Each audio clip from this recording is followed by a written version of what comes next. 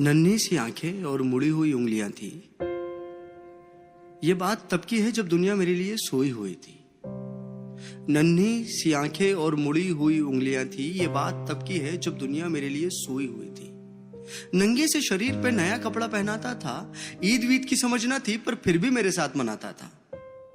घर में खाने के वांदे थे पर एफडी में पैसा जुड़ रहा था और उसके खुद के सपने अधूरे थे पर मेरे लिए बुन रहा था। ये बात तब की थी जब दुनिया मेरे लिए सोई हुई थी।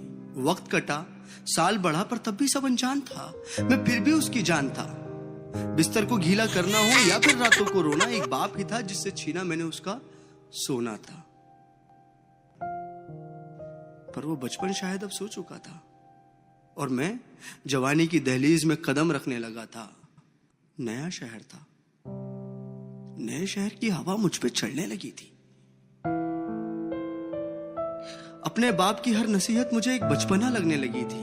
काम जो मिल गया था, पैसा जो आने लगा था, क्या जरूरत है बाप को, ये सोच मुझ में पलने लगी थी। और उधर मेरा बाप बेचैन था मेरी याद में कि कुछ रोज तो घर आजा बेटा, बस यही था उसकी फरियाद में। और मैं उससे हिसाब लेने लगा था जो दुनिया का कर्जदार बन चुका था। क्या जरूरत है तुम्हें अब्बू इतने पैसे की, अब ये सवाल करने लगा था।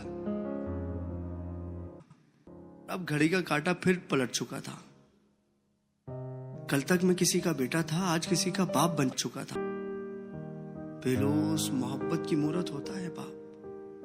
जो लफ्जों में ना बुना जाए और कलमों से जो ना लिखा जाए वो होता है बाप। जो रोते हुए को हंसा दे और खुद को माजूर बना के तुम्हें खड़ा कर दे वो होता है बाप।